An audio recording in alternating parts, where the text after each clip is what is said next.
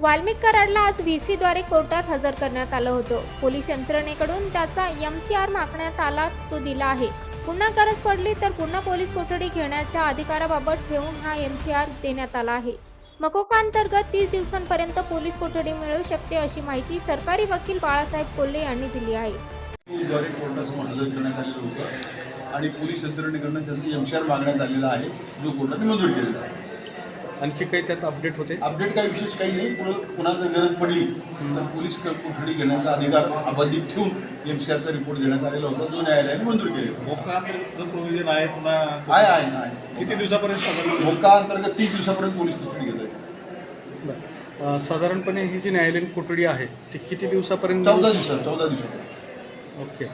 आणि काही आरोग्याच्या कारणास्तव काही मागण्या करण्यात आल्या होत्या? नाही, त्या आरोपीच्या वकिलांनी केल्या त्याबद्दल मला माहित नाही। त्याबद्दल माझं काही म्हणणं न्यायालयाने मागवलेलं नव्हतं। जामिनासंदर्भात काय पुढे घडू नाही, शकतं? जामिना संदर्भात त्यांचा अजून बीडच्या न्यायालयात अर्ज आलेला नाही। ओके. त्यांच्यावर जो खंडणीचा गुन्हा दाखल होता त्या संदर्भात केच कोर्टात आहे, त्याच्याबद्दल मला काही अपडेट नाही। ओके.